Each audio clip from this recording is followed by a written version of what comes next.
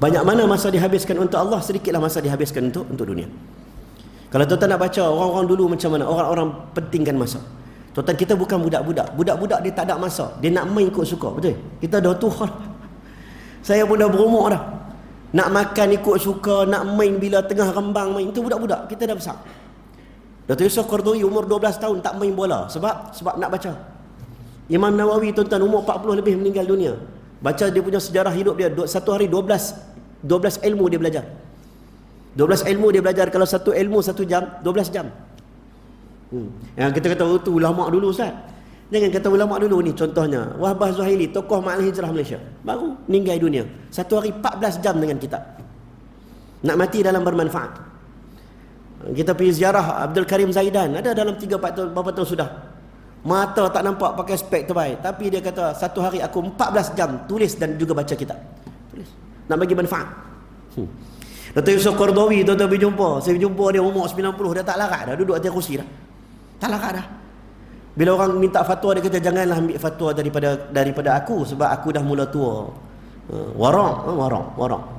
Padahal dia imam besar, panduan umat waktu ini. Tapi bila dia sakit, dalam keadaan sakit duduk atas kursi, tanya dia tengah buat apa tu? Dia tulis tangan. Kita tulis kitab ni tuan-tuan, tulis buku ni kita kadang ada ghostwriter. Betul? RA. Nak, dia tulis tangan. Dia tulis sendiri, dia tahu satu-satu, dia tulis sendiri. Tanya, tengah buat ensiklopedia, mausu'ah tentang segala ilmu yang dia ada, dia nak tulis dalam satu kitab. Dia target 50 jilid waktu tu. Siap sekarang tuan-tuan dekat 100 jilid. Dia meninggal dunia. Ini orang habiskan masa. Jadi macam mana kita nak bahagi masa kita dalam bulan Ramadan? Apa kita nak bangun pada waktu bila? Pukul berapa kita nak bangun? Sebab tu tuan-tuan, kalau boleh, kalau kita nak bagi kita ni lebih orang kata apa, produktif dalam bulan Ramadan, salah satunya ambil sunnah ada mihrab dalam rumah. Cadangan ni saya sebut kepada semua orang, ada mihrab dalam rumah. Mihrab ni maksudnya musalla dalam rumah. Waktu PKP waktu PKP, tuan-tuan perasan tak kita tak dibenarkan datang ke masjid waktu bulan PKP dulu, ya? Betul? Tuan-tuan nak sembahyang Ramadan pun iktikaf tak boleh, betul? Waktu itulah keluarlah pandangan-pandangan, semua bagi pandangan. Alhamdulillah, pandangan yang bagus. Pandangan jom kita ikut seperti mana mazhab Hanafi. Sebab mazhab Syafi'i i'tikaf wa antum aakifuna fil masajid, hanya di masjid jami'. Mazhab Syafi'i tak boleh i'tikaf tempat lain, kena masjid. Tapi mazhab Hanafi ni tuan-tuan, dia boleh untuk i'tikaf bagi perempuan lah, bukan lelaki, perempuan. I'tikaf di musalla dalam rumah. Sebab orang perempuan ni tak ramai pergi masjid. Sebahagian masjid tak ada tempat solat untuk orang perempuan. Tuan-tuan pergi China, tuan-tuan pergi Pakistan, susah nak jumpa masjid ada tempat solat untuk orang perempuan. Jadi dia buat satu dalam rumah, ada satu ruang khas. Di situlah dia mengaji, di situlah letak Quran dia, di situlah letak telekung dia, di situlah tempat dia letak semuanya. Dia ibadat di situ. Dia tidak ada dalil khusus untuk kita kena buat musalla dalam rumah. Tak ada dalil khusus.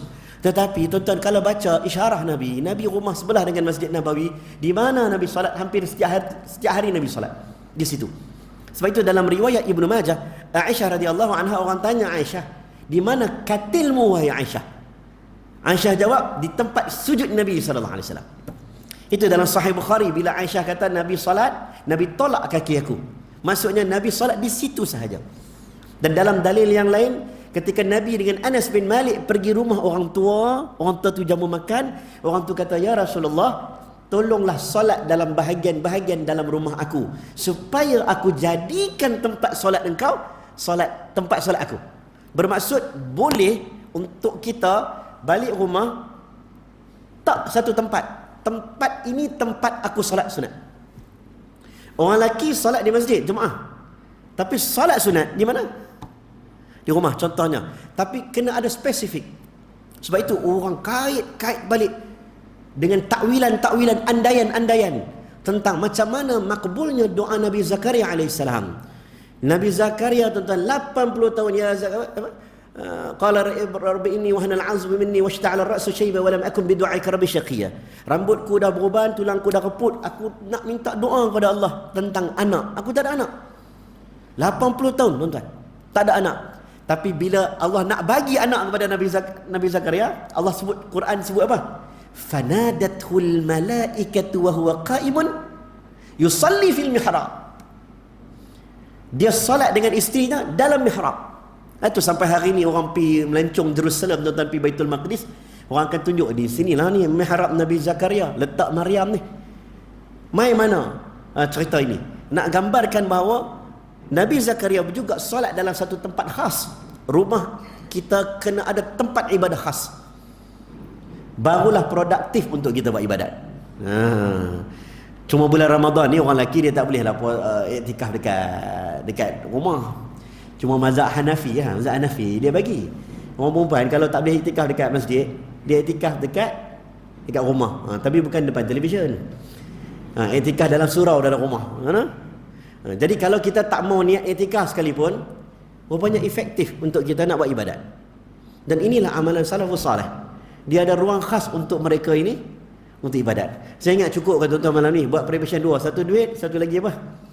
Satu lagi workplace. Macam kita kata workplace lah. Nak kerja yang betul-betul produktif, dia kena ada workplace yang betul. Tiba-tiba you tak ada nak ada satu persiapan yang betul-betul. Balik kita plan. Haji bincang dengan isteri di mana kita nak buat dalam rumah ni.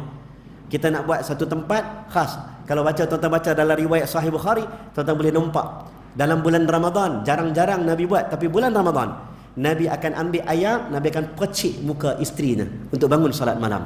Solat di mana? Solat di dalam mihrab, dalam rumah dia. Mihrab Nabi, kalau kita tanya hari ini di mana mihrab Nabi? Bilik Aisyah radhiyallahu anha. Di mana bilik Aisyah radhiyallahu anha? Ini Raudhah hari ini. Di mana Raudhah tu? Dekat bilik Aisyah yang kecil. Makam Nabi ni mana? Makam Nabi ni tuan-tuan diangkat katil Aisyah. Makam Nabi bawah katil Aisyah. Bawah katil Aisyah itulah makam Nabi. Jadi itulah ruang yang sempit itu. Sederhana itu, tapi dia mampu membina karakter yang bagus. Kalau kita nak Ramadan kita baik, insya-Allah buat preparation. Saya cadangkan siapa yang rasa dia tak mampu untuk solat lama-lama, dia bosan.